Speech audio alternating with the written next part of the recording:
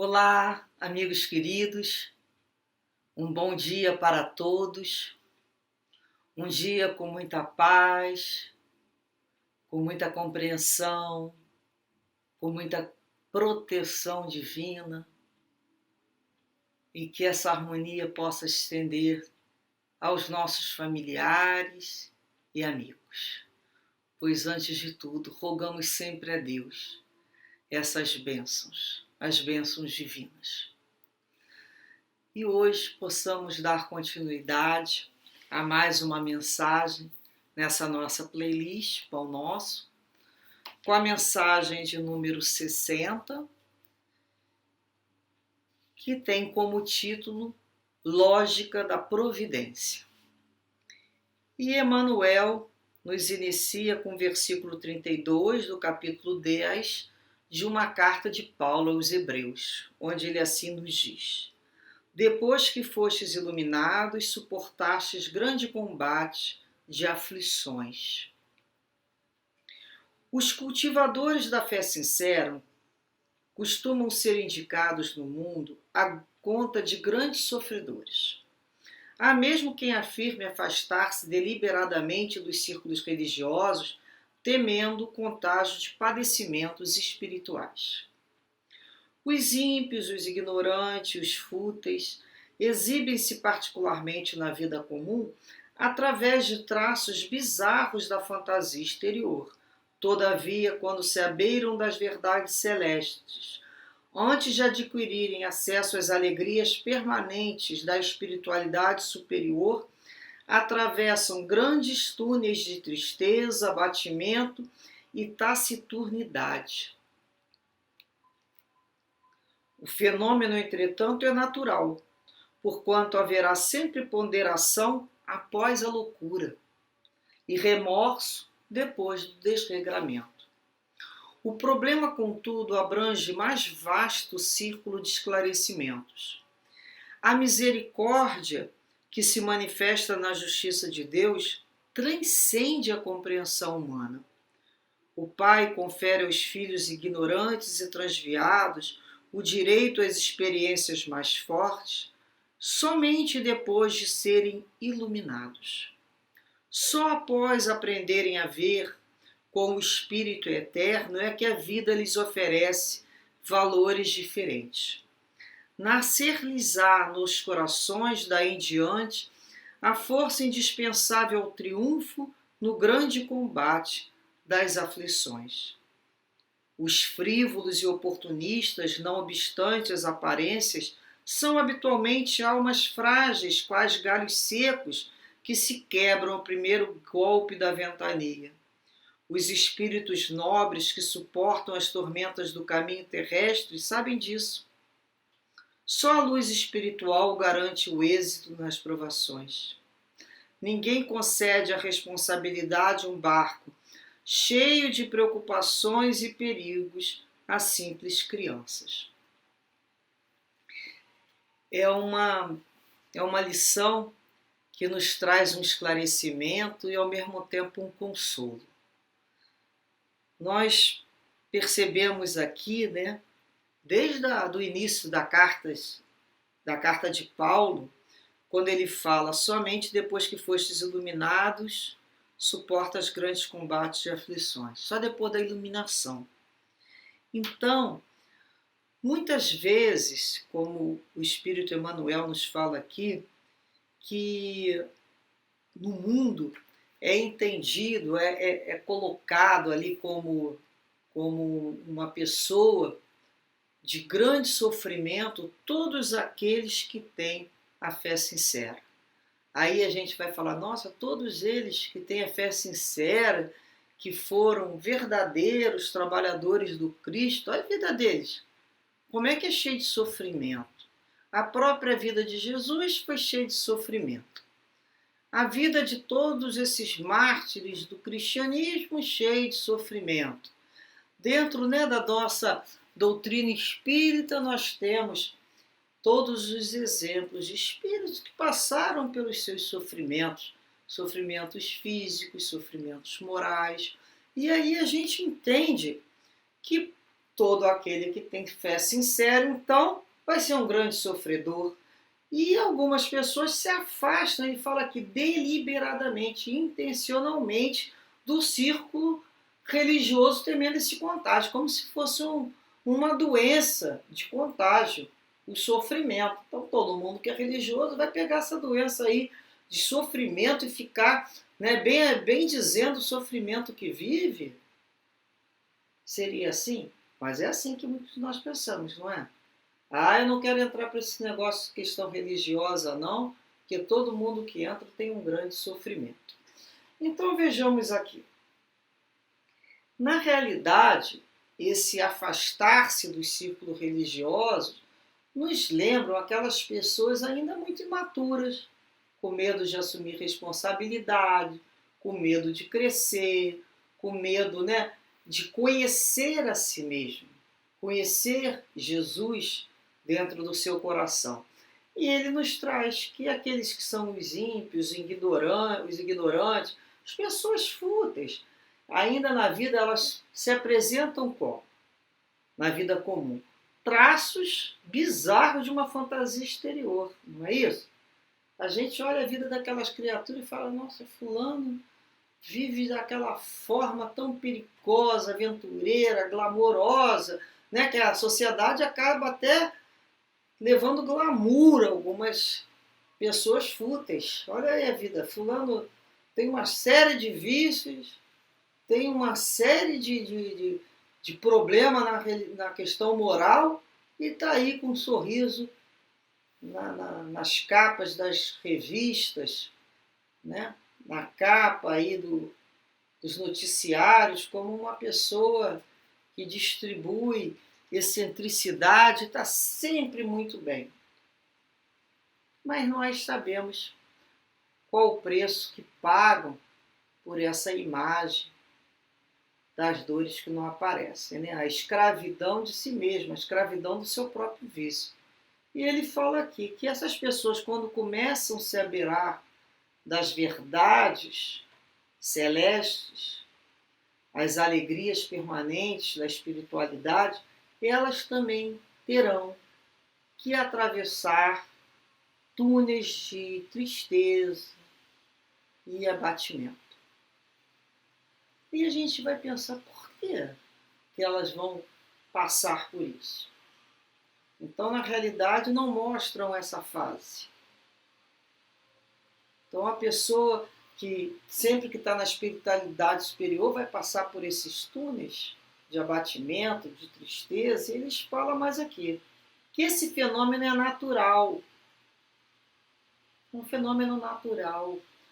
Porque sempre haverá ponderação após a loucura e remorso depois do desregramento.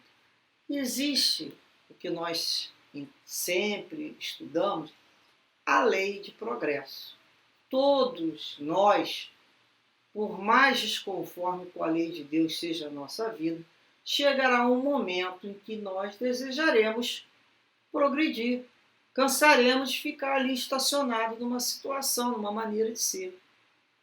E natural, quando a gente começa a parar para pensar na nossa vida, colocar a nossa vida e observar a linha, o caminho que nós precisamos percorrer, ele fala que é natural esse momento, nesse túnel de tristeza, porque vai ter essa tristeza, é a ponderação após a loucura. É aquele, quando a loucura chega ao fim. Sabe aquele momento da ressaca, que a gente chama, a ressaca moral. Então se fez no dia anterior uma série de coisas insanas, falou coisas que não deveríamos ter falado, né? Parecíamos loucos. No dia seguinte a gente acorda com aquela que a gente chama de ressaca moral. A gente fala assim, nossa, mesmo que não tenha bebido, né, nada de álcool, é a ressaca moral. Aquele sentimento de ressaca após a loucura. É a ponderação. É a nossa consciência que a gente fala assim, nossa, onde é que eu estava com a cabeça? Que eu fiz falar isso, que eu fiz aquilo outro. Então, nós vamos lembrar que esse sentimento, né, de remorso após os regramentos, é um bom sinal. É um sinal que a consciência está ali, né, dando o seu alerta que está viva. Então, o espírito eterno, ele sempre está impulsionado ao crescimento espiritual, de uma forma ou de outra. Nós vamos sempre crescer. E interessante que ele nos fala aqui, a misericórdia que se manifesta na justiça de Deus transcende a compreensão humana, porque o Pai vai conferir aos filhos ignorantes, transviados, o direito às experiências mais fortes, somente depois de serem iluminados. Só após aprenderem a ver com o Espírito Eterno é que a vida lhes oferece valores diferentes. Nascer-lhes-á nos corações, daí em diante, uma força indispensável ao triunfo no grande combate das aflições. Por quê? Por que só depois de serem iluminados? Porque antes não suportariam. Vocês já viram algumas pessoas que falam assim, poxa, fulano faz e acontece, né? E a vida dele não acontece nada e a nossa está passando por essas aflições. Porque eles não suportariam. O que adianta dar uma lição para o aluno que ainda não tem condições de fazer aquele aprendizado? O que adianta colocar uma avaliação, uma prova num aluno que ainda não entendeu aquela lição? Para quê? Então é a misericórdia divina que transcende a compreensão humana. Tem a justiça divina? Tem, mas tem a misericórdia. Aquela criatura vai passar pelo teor da justiça? Vai, mas naquele momento não adianta, vai entrar na rebeldia, é capaz de fazer um ato pior ainda de loucura, com a própria vida ou com a vida do outro. Tem pessoas que não têm condições de vivenciar ainda a justiça. Com o tempo, elas serão chamadas a se ressarcir com a lei. Todos nós passaremos as nossas vidas em revista e nós mesmos, é da nossa consciência, nós mesmos iremos nos sentir incomodados com aquele descompasso que criamos na harmonia da vida e vamos lá e vamos falar, eu quero me ressarcir com a lei. Nós mesmos vamos pedir essas vidas de reparação, mas quando nós já tivermos a condição. Antes disso, o Pai não vai nos colocar uma situação que nós não tínhamos condições de carregar. Então, muitas vezes, lá no processo entre uma encarnação e outra, na erraticidade, eu quero resolver essa dívida, eu quero resolver esse problema. O próprio guia nos fala, você ainda não tem condições de suportar, não. Não tenta fazer que você não vai aguentar, não. Vai mesmo, devagarinho, mas vai sempre, que é melhor do que tombar com o peso de você mesmo. Então, graças a Deus, nós temos crescimento, graças a Deus existe a misericórdia divina, não só para a gente, mas para o outro também. A gente só entende, às vezes, a misericórdia para a gente, né? Mas não entende na vida do outro. Deixa o outro, um dia ele vai ter que se recompor com a lei, que Deus dê força e coragem para ele passar a vida dele em revista, porque eu sei o peso que é isso. Nós já não sabemos? Quando a nossa consciência vai desabrochando cada vez mais, crescendo, nós somos chamados cada vez mais aos atos mínimos da nossa vida. A vida parece que ecoa tudo, vai sendo amplificado. Por quê? Porque a consciência está crescendo. Quer voltar? Quer voltar lá quando era criança, espiritual? Quer voltar lá à fase da incompreensão, mas que também não tem escolhas? Nós não queremos retornar. Cada vez mais nós queremos crescer. Isso é o preço do crescimento. Então nós vamos ver, né, que na realidade, quando estivermos passando por alguma situação, porque nós já temos condições de vivenciá-la. E ele fala aqui, os frívolos, os oportunistas, não obstante as aparências que eles trazem para a gente, né, os valentões, os fanfarrões, são habitualmente almas frágeis, igual o galho seco que se quebra na primeira ventania. Os espíritos nobres suportam as tormentas do caminho. Só a luz espiritual garante o êxito nas provações. Então pensemos, se Deus nos permitiu nessa reencarnação vivenciarmos essas experiências mais fortes, é porque já fomos iluminados. É porque já conhecemos Jesus, já temos condições necessárias ao triunfo daquela reencarnação. O triunfo é criar o mínimo de problema possível. O triunfo na nossa vida é não recalcitrarmos contra o nosso aguilhão, é aceitarmos. Se Deus me deu para passar isso, é porque eu tenho condições. Nós vamos sair vitoriosos. Já temos suporte, desenvolvemos, né, as resistências necessárias. E ele termina que ninguém concede a responsabilidade de um barco cheio de preocupações a simples crianças. Realmente, né, um mar tranquilo nunca fez um bom marinheiro. Então, para os voos mais altos, precisamos ter asas mais fortes, mais fortalecidas. Por isso, nós somos iluminados. Então, só depois de iluminados, com o mínimo de compreensão, já temos condições de triunfar sobre as aflições. Por quê? Nós já entendemos que Deus é Pai educativo, de amor e misericórdia, que só nos reserva situações que nós temos condições de passar, que essas situações, a causa delas, encontra-se num comportamento de ontem, ou bem lá atrás, onde nós defraudamos a lei de Deus, e tudo aquilo que infringimos, precisamos novamente nos harmonizar, reparar, restaurar. Nós sabemos que Jesus está junto a nós. Nós sabemos que temos guias e mentores espirituais que nos ajudam. Nós sabemos que nas nossas preces podemos pedir coragem e entendimento da vontade de Deus em nossas vidas.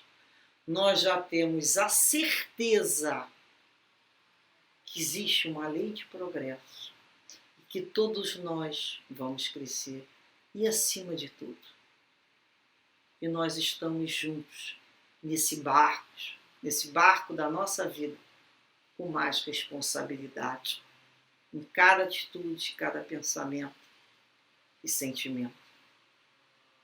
E que dessa maneira podemos nos fortalecer nessa relação com Deus e com Cristo.